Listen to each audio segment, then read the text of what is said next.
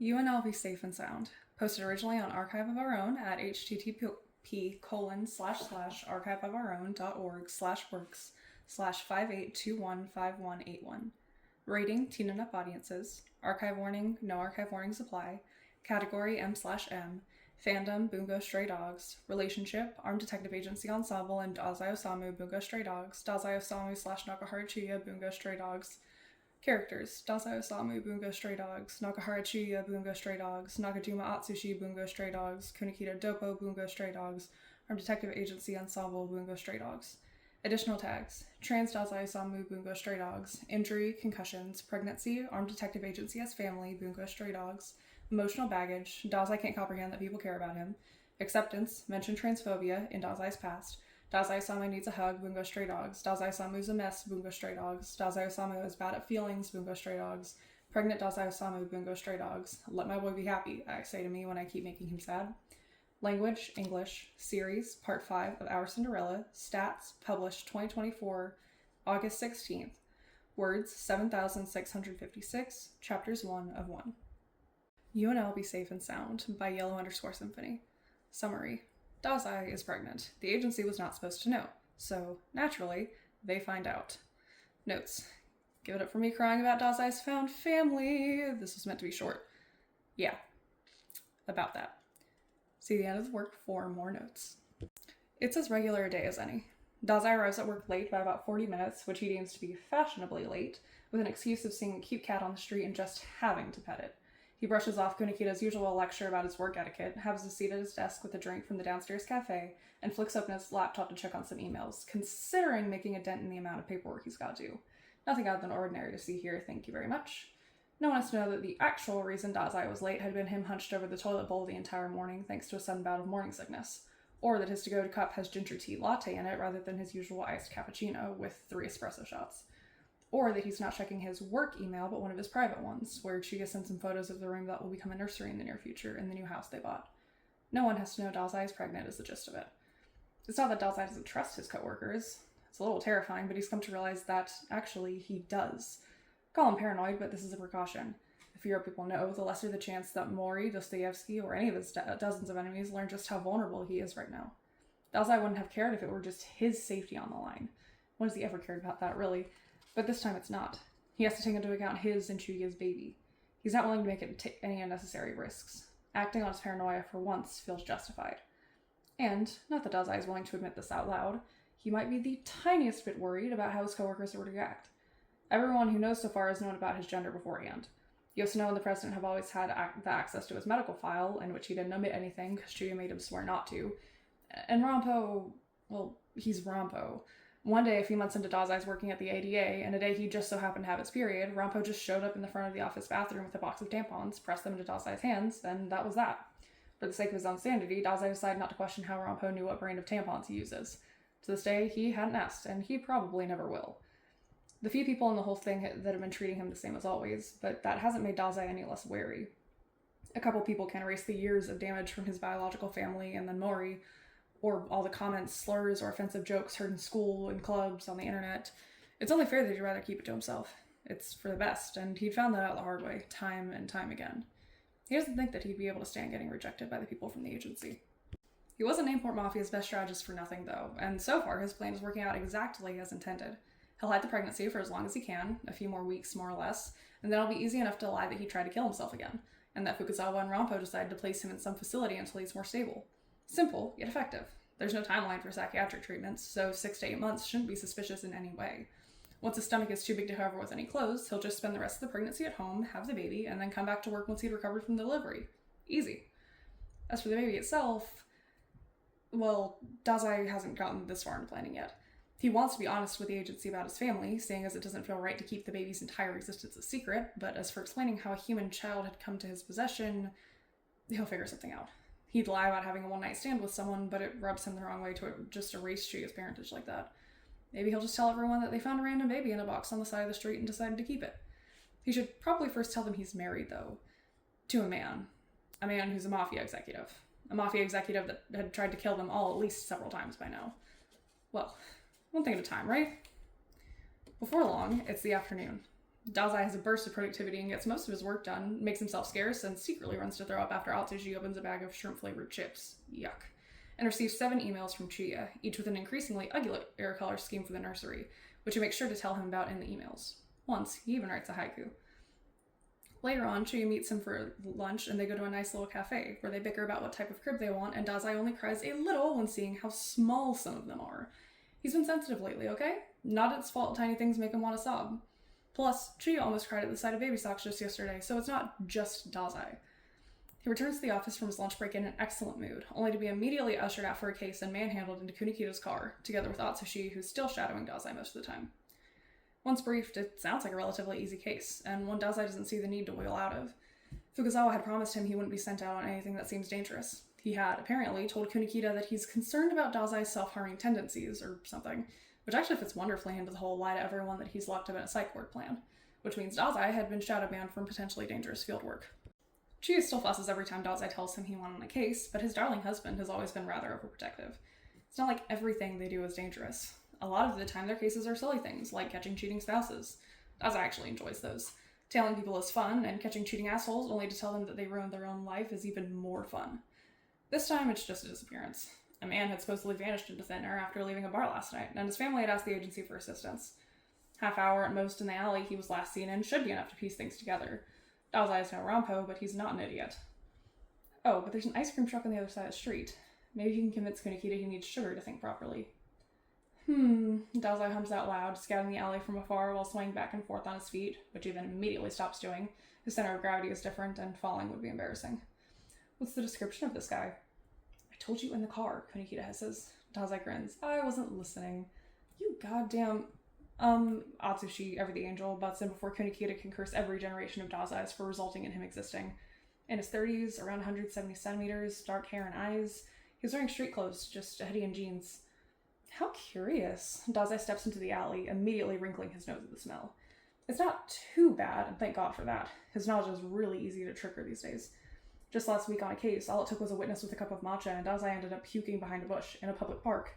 How humiliating. He had to lie to Kunikita about having gone drinking the night before, which spurred a 50 or so minute lecture about responsible drinking, and Dazai is not in the mood for one of those today. The alley isn't that deep, but it is a dead end, which is the best part. The guy had been seen entering it, but not leaving. The cameras hadn't been tampered with, as far as Dazai was aware, so the man had vanished into thin air, it seems. Where, oh where did you go? Dazai sings to himself, stepping deeper in. The most probable theory is that the disappearance victim didn't actually disappear. He was likely an ability user, got in some sort of trouble at the bar he was seen at, drugs most likely, Dazai knows there's several dealers that operate around here, and used his ability to escape. His wife had stated he didn't possess any ability, but, well, as a detective, you see the cases of lying spouses every damn day. Dazai wouldn't be surprised if that man's ability was conveniently helping him hide an affair as well.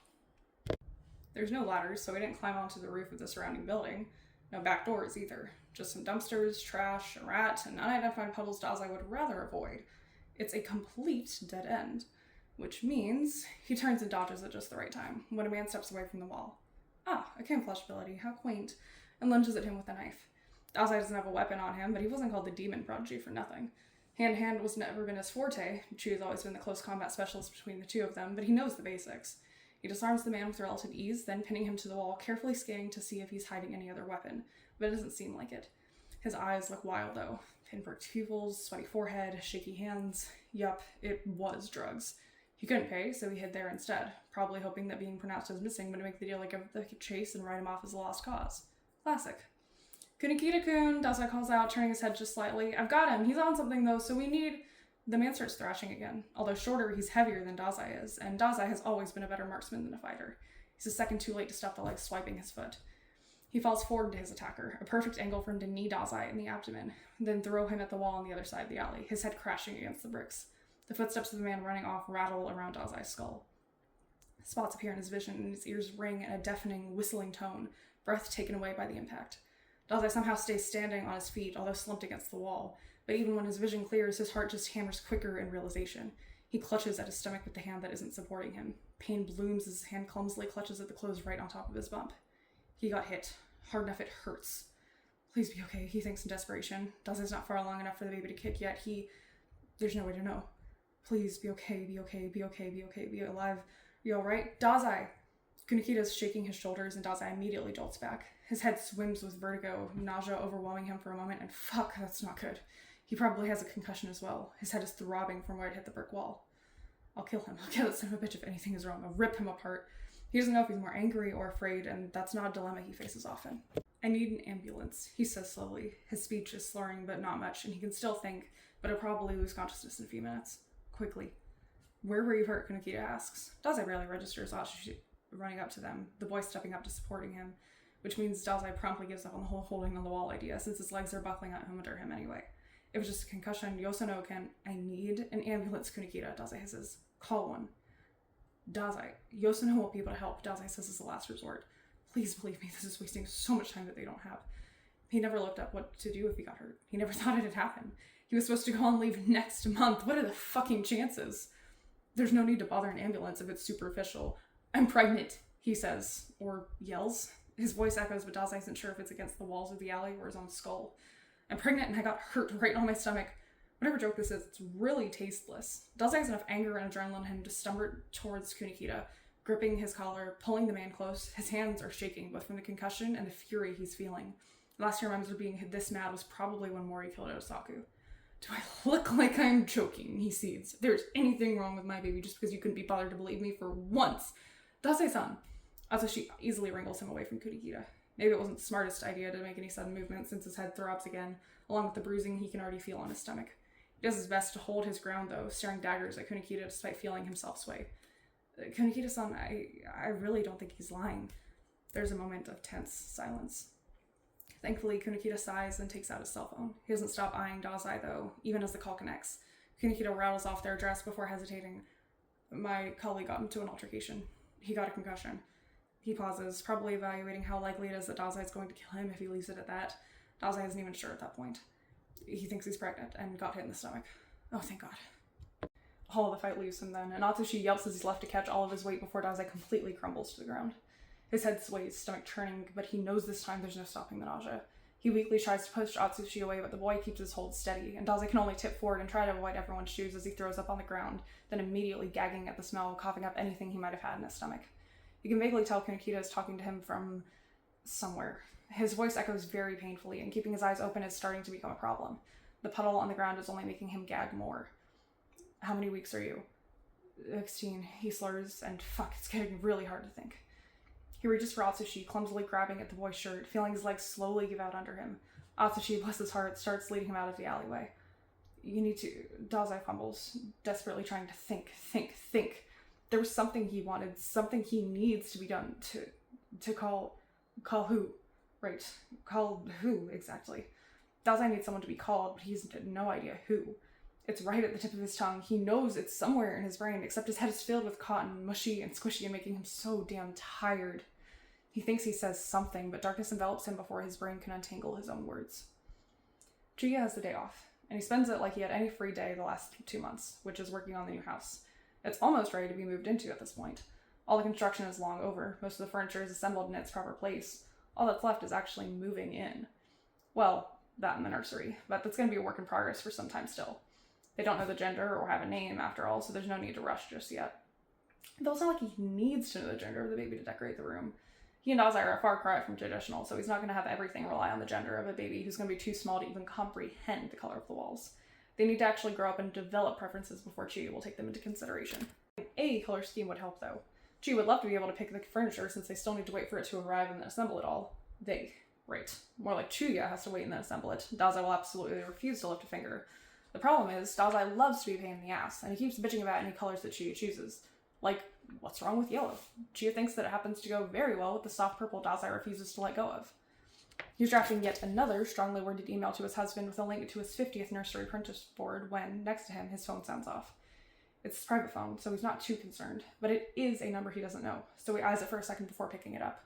It could be a number of people. The house thing means getting in touch with a lot of people, a feat Dazai had happily dumped on Chuya, spewing bullshit about it being too stressful. Nakahara, he says simply, one hand still typing away on his laptop. Hi, Nakahara-san, he hears a meek voice on the other hand. It's familiar somehow, and Chuya's brain races to place that voice. He's sure he's heard it before somewhere. Ah, right. It's the agency kid. You're Dazai's new duckling, right? He asks, snickering to himself when he hears the kid squawk awkwardly. What did that bastard do this time, Yes, the thing is, Nakahara-san, Dazai-san asked to call you? And what for? He can call me himself if he needs to. Usually, if there's anything wrong with Dazai, or more often when Dazai causes trouble, it's Edogawa who gets in touch with him, since only he and Yoshino know about them being married. Dazai's new kid has no business knowing he should call Chuya for anything Dazai related, unless this is some elaborate way Dazai wants to let him know that he's morally against pistachio as a color. We're in the hospital? Dazai-san got roughed up and asked to be brought in. All air gets knocked out of his lungs in one swoop, the words ringing around his head for a moment. Fuck, that's not good. That's really fucking bad, actually, especially if Dazai asked, because he never fucking does. Either he's in a bad way, or the baby got hurt. Chuya doesn't know which scenario was worse. What hospital? He springs from the chair, slamming his laptop shut and running to the hallway. He needs car keys, house keys, what else? Right, shoes would be good. Yokohama General, he cuts off the call, sparing half a second to decide if he should take his bike instead. It'd be quicker, sure, but Dazai won't like driving back on it. It made him sick even before he was pregnant. With the hope that he'll be able to bring Dazai back home today, that it's some fluke or just a few scratches and Dazai's being cautious for the first time in his life, he goes for the car. And if he's speeding and drives through a few red lights, who fucking cares? He barely remembers to lock the car, completely unbothered by the fact he looks like he's insane running into the building. The receptionist, to give him credit, looks absolutely unperturbed. It is a hospital, after all. People probably burst in like maniacs all the time. Or so he hopes, because that makes him look slightly less crazy. I'm here to see my partner, he asks for some reason. He should have been admitted not too long ago. Name? She blinks a few times before the question registers. Nakahara. His family name's Dazai. He quickly adds as an afterthought. Although, legally, Dazai hasn't been a Dazai ever since they got married. The agency would be none the wiser, so it's only fair to assume that they told the hospital people that's his name. If you take the left, the receptionist tells him, gesturing towards one of the hallways, the emergency rooms are there. Number 21. Some coworkers of his are there as well. Chuya thanks him, but the man is already back to clicking on his computer. She is infinitely glad he doesn't seem to care much. He's not in the mood to be coddled or looked at. A few turns and almost colliding with a nurse, and she is in the right hallway, or so he assumes, judging by the two agency members sat in the front of one of the rooms. Kunikita, Dazai's agency partner with a stick up his ass, and the Nakajima kid. Nakahara-san! The kid exclaims, nervously getting off his chair he was sitting on. He seems glad to see Chuya for some reason. Did they say anything? Chuya asks right away, nodding toward the door. All we know is his condition is stable, Kunikita replies. They wouldn't say anything else. If Dazai's stable, that likely means the baby is okay as well, right? Right? Chuya doesn't ask if they told Kunikita anything about that, though. If, by chance, Dazai still kept quiet about the pregnancy, and Chuya is not going to out him to people he works with. Nakahara, before Kunikita can continue, a doctor comes out of the emergency room. Are you here for Dazai-san? Is he okay? Chuya immediately approaches. Standing next to the man, he's acutely aware of how disheveled he must look, in sweats and a faded band t-shirt. He's not even wearing his socks. Are you family? I am. They're his coworkers. The doctor nods and he starts flicking through his clipboard. He has a mild concussion as well as some bruising. Are you... The doctor pauses, which Chuya doesn't like one fucking bit, before he clears his throat and keeps going. Are you the other father? Well, there fucking goes not outing Dazai. At least the guy got a hint from Dazai's medical files and isn't being a dick. Yeah, Chuya replies meekly. The doctor is either awkward about this because you don't exactly meet a pregnant guy every day, in Japan especially, and he wasn't sure how to word it, or Chuya is gonna get bad news. Or is the baby okay? He completely ignores the two detectives he feels gawking at him. He can threaten them with bodily harm when his hands aren't shaking in his pockets and he isn't reevaluating every decision in his entire life. Thankfully, both the baby and Dazai-san are okay. Oh, thank fucking Christ. Chuya feels like he can properly breathe for the first time in an hour. He could have fucking led with that before Chuya had a fucking aneurysm, though. We'd like to keep your spouse at least overnight, if not for a few days. He'd received trauma to the stomach, so in case it triggers a hemorrhage or miscarriage, it'd be best for him to stay. Chuya just nods, not letting the implication of words like hemorrhage or miscarriage get inside his head. Dazai and the baby are fine. That's all that's important right now. No use worrying over something that hasn't happened and might not happen at all. He and the doctor exchange a few more words, mostly about Dazai's profession and strong recommendations for him to be taken off active field work. Chuya can't fucking wait to tell his husband, I fucking told you so. He'd been saying the same thing for weeks. At last, the man tells them they're all free to go see Dazai and leaves Chuya with the two agency members. Chuya knows Dazai's stance in the matter of telling the agency. They've been having a lot of honest conversations these days, for the first time in years, and he knows Dazai's irrationally scared of being rejected. It's just natural. He'd always been a closed-off person. There's letting in only a select few. These days, his friend circle is the biggest it's ever been, and Chuya knows Dazai loves these people. It's normal to be scared to tell them such a secret. And Chuya isn't going to be naive and say there's no way they'd reject him. Dazai's own family did, so no wonder the guy has trust issues to hell and back. She's seen them with Dazai, though. He'd heard Dazai talk about them, each of them, for hours on end. Yosuno and Aragawa are as good as siblings by this point. Dazai's constantly texting a group chat with the two of them. They got to the city together. They have monthly dinners, for Christ's sake. He's desperate to do good by the new kid, that much is obvious, and sometimes when he talks about him, Chu swears it's like, dude, Dazai's a dad already. And although Chi had been a bit jealous about the new partner, just a bit, Dazai and him make a good pair. Not saying he's not going to kick ass if someone's a dick about Dazai's identity, but he largely has a hunch that there won't be a need for it. Thanks for calling me, Chuya tells the detective first things first, bowing a bit. Goya raised him to be proper, after all. I really appreciate it. It was only fair. Nakajima school's out. Dazai-san asked. Still, you don't have to, Chuya shrugs. It's not like you guys knew about anything. About that, Dazai's partner says, but then drifts off without saying anything else. Chuya's not going to blame either of them for being shocked. They learned a lot about Dazai within the last few hours, and none of it has exactly been volunteered information. Your president already knows about, Chuya decides to say, waving a hand. But let him know Dazai won't be at work for a few days, and he's not going out for any more jobs, I can tell you that much. He adds dryly. He knows Fukuzawa and Yosuno will both back him up, even if Dazai wants to throw a fuss. Right, Kunikita says. He glances briefly in the direction of the door, but then turns back. Atsushi, we should head to the office. We must finish off the case and discuss everything with the president. Nakahara, please wish Dazai well from us, and make sure he rests. Kid can only follow after him as Kunikita makes a swift exit. Dazai did say the guy always has a schedule to follow, so Chuya can't blame him. Spares him any more awkward conversations, at least. Chuya himself wastes no more time before he enters Dazai's room. There's always something about the sight of Dazai in a hospital bed that makes his insides churn. Perhaps he's just too used to seeing him lying in one after trying to kill himself. He always looks small, somehow, almost delicate, lying in a thin paper gown, hooked to a monitor that beeps steadily. Coming closer, Chuya sees Dazai is asleep, so he quietly takes a seat by his bedside. There's an elastic band around Dazai's baby bump, and Chuya notices a little monitor there, a steady little heartbeat displayed on it. He places a hand next to it. It'll still be a while before he can feel the baby kick, but the beating of the monitor serves as a good soothing tool. He lets himself listen to it, listen to both of the monitors, both of the two most important sounds in his life at the moment. That dad of yours is a real piece of work, he asks, eyes fixed on his own hand at the swell of Dazai's stomach. He's been too embarrassed to talk to the baby in front of Dazai, so he's only been doing it when the other's asleep. Or concussed, apparently. You'll have to help me keep him in check when you come around. Oddly, for the first time, he wonders what their baby will look like. He hasn't tried imagining it yet. It seemed so abstract, almost, though less and less as weeks go by. His hair and eyes are both recessive, so they'll have Dazai's coloring, probably. Chuya is quite happy about that. Dazai's hair is a pretty, gentle shade of brown, and his eyes are gorgeous, like molten honey when in the sunshine. They'll probably grow up to be just as beautiful as Dazai is. Unassuming, but breathtaking, like from a Greek myth. You know what he once said to me? Chuya rests his hand on his arm next to Dazai's hip, still staring at the small monitor, taking in as much of a soothing voice as he can muster. That his life is a Greek tragedy, and those the characters can never escape their tragic end, no matter how hard they try. He likes to think he's been doomed from the start and can't change anything about it. He ends up tracing characters with his finger. Most come out in the shape of Dazai's name. I think it's stupid. He smiles to himself, and I think you'll help me prove it. A little bit more love, and maybe we can convince him to stick around for the long run. We can be partners in crime, huh, Bunny? Now more than ever, he's yearning to feel at least a little bit of movement, but life isn't a shitty soap opera.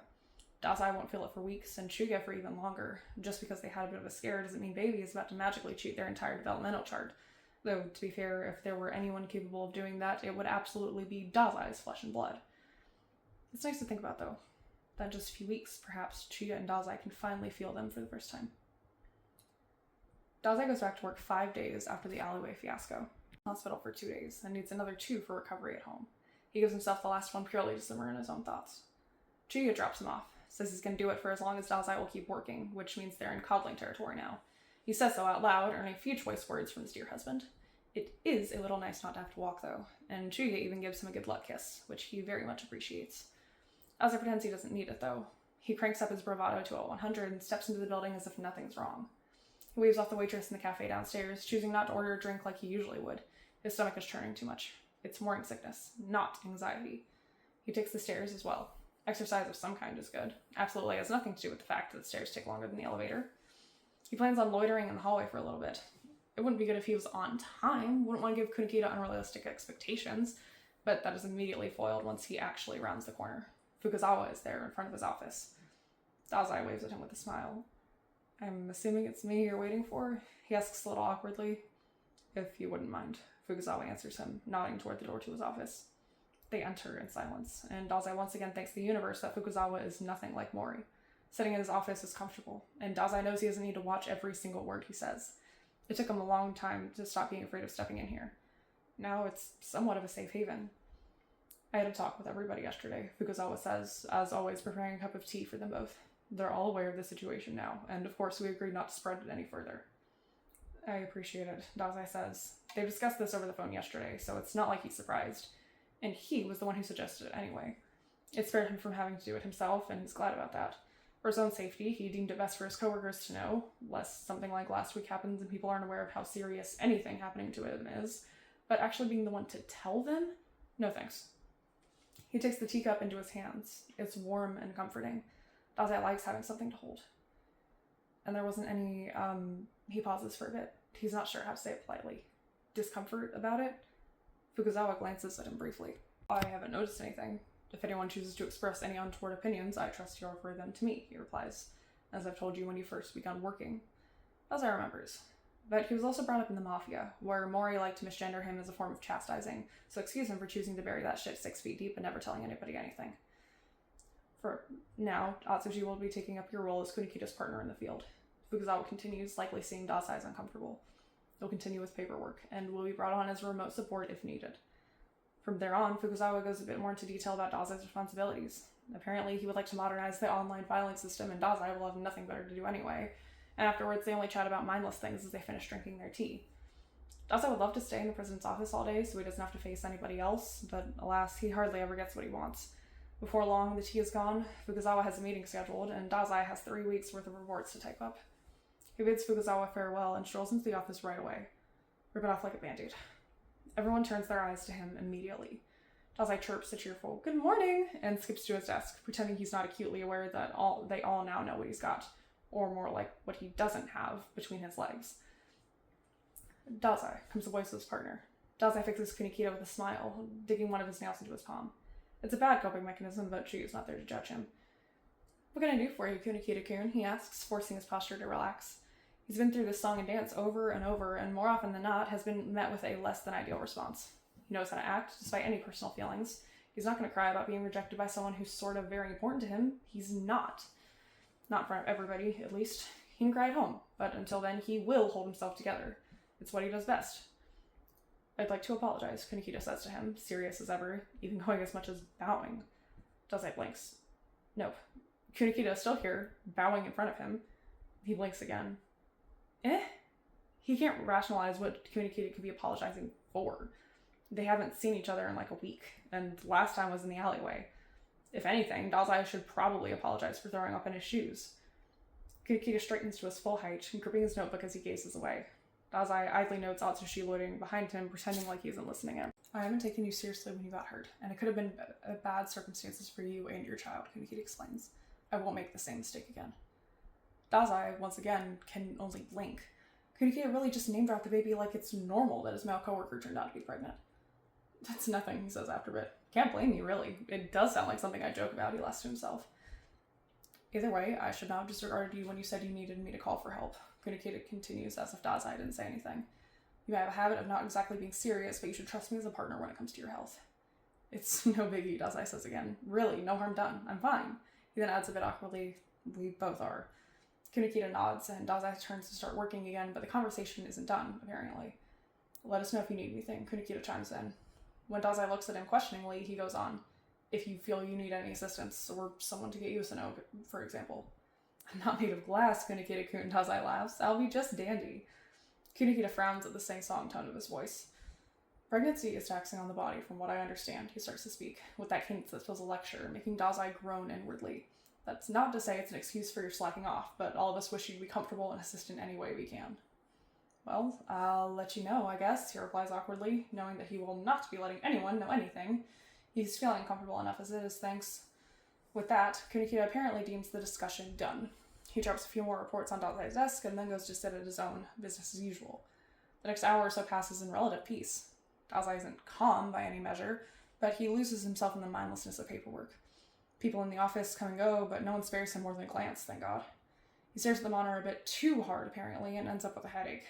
Usually he'd whine out loud, but since his entire goal is to disappear into the background today, he only leans back in his chair with a small sigh, massaging his temple.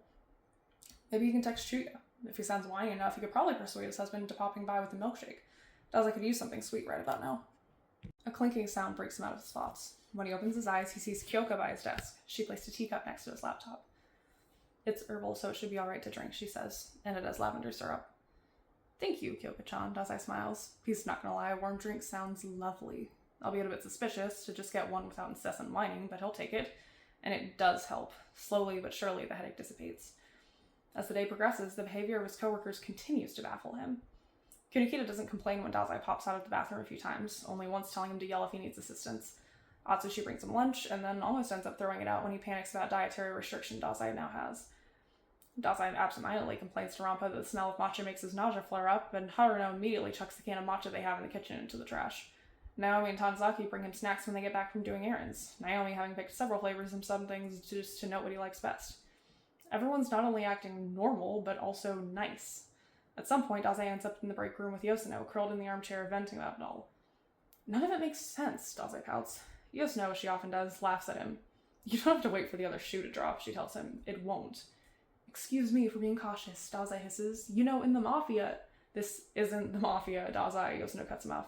We love you, you know? That's all there is to it.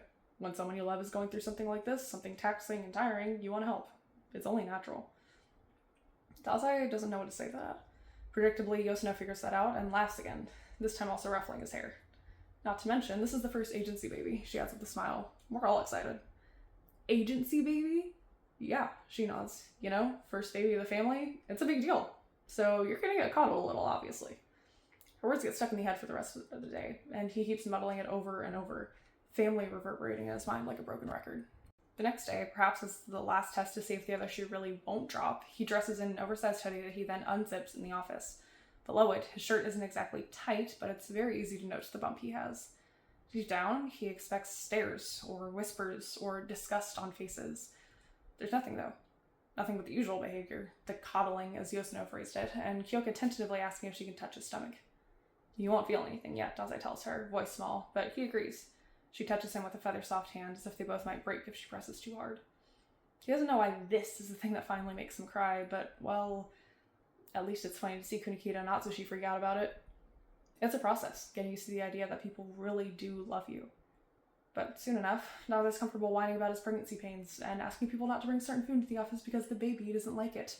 He brings in an ultrasound picture and it turns into people making bets about who the baby is going to resemble more. Dazai bets on Chuya, understandably. After he has a relapse, he starts spending his breaks with Naomi, who teaches him how to crochet to give him something to do with his hands.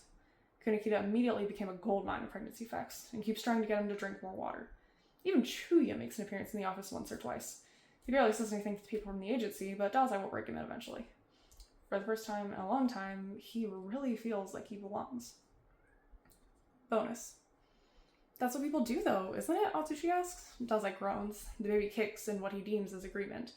It's what Americans do, he countered, and I'm not lowering myself to that level. Okay, but, Rampo chimes in, think of the food. It doesn't have to be done with food. What else would it be done with if not food? It's always cakes or cupcakes in the videos. You just want me to bring you cupcakes, Dazai deadpans. Rampo, predictably, only shrugs. Guilty as charged. It's cute, though, Naomi chimes in. The pictures will be adorable, and you can put them into an album later. It's just weird, Dazai keeps saying. What would I write in the album? The day we found out what are your generals and told everyone about it? It's awkward. Are you talking about the gender reveal party? Yoshino, having just come back to the office, asks as she stands in the doorway, watching the circus that is in their break room. Tell them it's stupid, Dazai begs. I really don't want one. The concept is ridiculous. Especially, Dazai pointedly gestures at himself, as I'm the living example that a gender reveal means jack shit sometimes. We could throw a baby shower if you want a party, Yoshino shrugs. It's almost the same thing, but without the, gender. Gifts for the baby, time off work. They all pretend they don't hear Kunikita protest at those words. And yes, Rampo, food.